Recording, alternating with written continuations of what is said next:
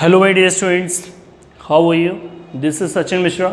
Today we are going to study about journal, यानी कि journal entry किस तरीके से बनाई जाएंगी और जर्नल हालांकि होता क्या है, ठीक है। तो चलिए इसके बारे में सबसे पहले बात करते हैं, क्योंकि कोई भी ट्रांजैक्शन हो सबसे पहले वो कहाँ पे नोट होगा, जर्नल में। क्योंकि जब मैंने आपको अकाउंटिंग प्रोसेस समझाई थी तो उस टाइम मैंने आपको बताया था कि सबसे पहले ट्रांजैक्शन को आइडेंटिफाई करना, इसके बाद मेज़र करना इन टर्म्स ऑफ मनी, फिर उसके बाद हम लोग रिकॉर्ड करते हैं। तो रिकॉर्ड जो हम लोग करेंगे वो रिकॉर्ड कहाँ पे करेंगे, वो करेंगे जर्नल में, ठीक है। तो जर्नल के बारे में क्या बोला गया उसकी सबसे पहले मीनिंग समझ लीजिएगा कि journal is a book of original entry. इसको क्या बोला गया कि journal is a book of original entry बोला गया, ठीक है। और a book of primary entry, और क्या बोला गया, बुक ऑफ प्राइमरी एंट्री। तो इसको बुक ऑफ प्राइमरी एंट्री या बुक ऑफ ओरिजिनल एंट्री क्यों बोला गया, क्योंकि कोई भी ट्रांजेक्शन जो भी होगा वो सबसे पहले कहाँ नोट होगा, जर्नल में। इसलिए क्या है कि in which transactions are first recorded in a chronological order, जिसमें सबसे पहले ट्रांजेक्शन नोट किया जाएगा क्रोनोलॉजिकल ऑर्डर में। तो यहाँ पे क्रोनोलॉजिकल ऑर्डर का मतलब क्या है, in the order they are entered, मतलब जिस ऑर्डर में मान लीजिए अकर होंगे उसी ऑर्डर में ये रिकॉर्ड होंगे। जो ट्रांजैक्शन की डेट पहले होगी वो पहले रिकॉर्ड होगा, जो ट्रांजैक्शन की डेट बाद में होगी वो बाद में रिकॉर्ड होगा, सीधी सी बात, ठीक है। तो transaction are recorded in journal book from the accounting voucher. अब जर्नल बुक में जो ट्रांजैक्शन नोट किए जाते हैं वो किसके बेस पे नोट किए जाते हैं, तो वो नोट किए जाते हैं बेटा वाउचर्स के बेस पे। Vouchers are prepared on the basis of source document like cash memo, invoice, तो उनके बेस पे एक तरह से वाउचर्स बनाए जाते हैं, ठीक है। तो ये जर्नल की मीनिंग बेटा क्लियर हो गई कि जर्नल को हम क्या बोल सकते हैं कि journal is a book of original entry और a book of primary entry in which transactions are first recorded in a chronological order and और क्या बोलेंगे कि transactions are recorded in the journal book from the accounting vouchers। किसके base पे note करते हैं, accounting vouchers के base पे नोट करते हैं। तो ये जर्नल की मीनिंग हो गई। हम नेक्स्ट बात करते हैं यानी कि जर्नल एंट्री किसको बोलेंगे, ठीक है। किसकी बात कर रहे हैं, जर्नल एंट्री। तो जर्नल एंट्री क्या है, कह रहे an entry recorded in the journal, an entry recorded in the journal is called journal entry. यानी कि जो एंट्री हम जर्नल में नोट करते हैं, रिकॉर्ड करते हैं, उसको हम लोग किस नाम से जानते हैं, जर्नल एंट्री के नाम से जानते हैं, ठीक है। आगे बात करते हैं जर्नलाइजिंग। तो जर्नलाइजिंग किसको बोलते हैं, जर्नलाइजिंग एक वर्ड है। तो जर्नलाइजिंग का मतलब हो गया the process of recording transaction in journal is called journalising.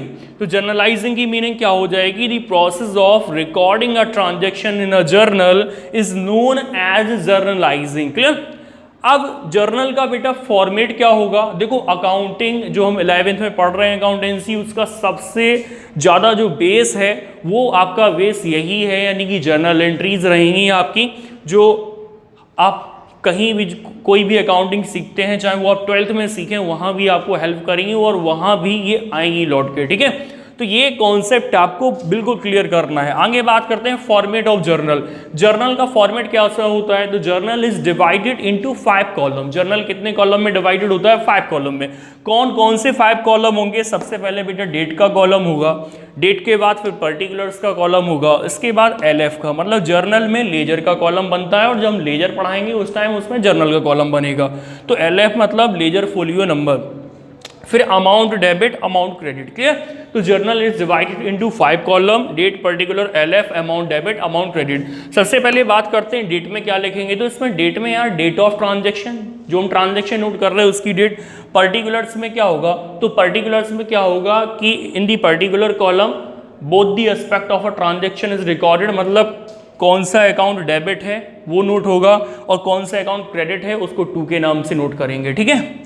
इसके अलावा इसमें बेटा नरेशन और देनी पड़ेगी। तो यहाँ पे 3 चीज़ें क्या बताइए कि डेबिट कौन सा अकाउंट है, क्रेडिट कौन सा अकाउंट है, और उसके बाद नरेशन उस ट्रांजैक्शन की कि वो ट्रांजैक्शन आखिर क्यों किया गया।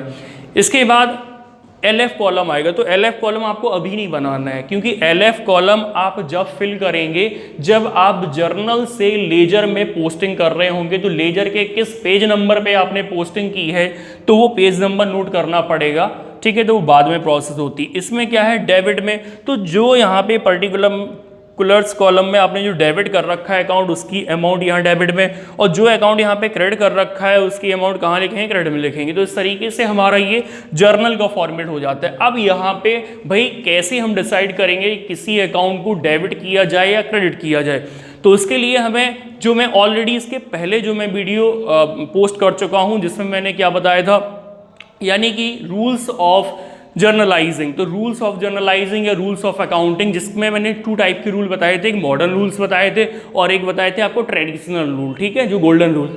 तो मॉडर्न रूल्स क्या बताए थे मैंने, मॉडर्न रूल्स में मैंने क्या बताया था कि यहाँ पे अकाउंट को 5 कैटेगरी में डिवाइड किया गया था, asset, liability, capital, revenue and expense, जिसमें LIC मतलब लायबिलिटी इनकम कैपिटल का रूल सेम था। लायबिलिटी इनकम कैपिटल अगर कोई अकाउंट होगा तो increase in liability income capital will be credited and decrease in liability in income and capital will be debited. जबकि asset और एक्सपेंस का क्या रूल था कि असेट या एक्सपेंस अगर इंक्रीज करेंगे तो डेबिट करेंगे और डिक्रीज करेंगे तो क्या करेंगे, क्रेडिट करेंगे। तो वो रूल आपको लर्न करने हैं ढंग से, जब भी आप जर्नल सीख पाएंगे, क्वेश्चन आप जब भी कर पाएंगे। ट्रेडिशनल रूल्स या मॉडर्न रूल्स आपने क्या पढ़े थे, तो ट्रेडिशनल रूल्स आपको 3 कैटेगरी में डिवाइड करे थे, पर्सनल, रियल, नॉमिनल। तो पर्सनल का क्या रूल बताया था, तो या तो पर्सनल रिसीवर था या फिर क्या था, गिवर। तो पर्सनल अकाउंट का रूल था कि debit the receiver and credit the giver. Real account का क्या था, रियल में असेट्स आती हैं तो debit what comes in business, जो असेट बिजनेस में आए debit, and credit what goes out from business, जो बिजनेस से असेट जाए वो क्रेडिट। इसके अलावा नॉमिनल का क्या रूल आपने पढ़ा था, तो नॉमिनल का पढ़ा था debit all expenses and losses and credit all income and gains. तो ये रूल आपने पढ़ा था, ठीक है। तो जब आप ये रूल ढंग से लर्न कर लेंगे जब भी आप कहीं ये जर्नल बना पाएंगे।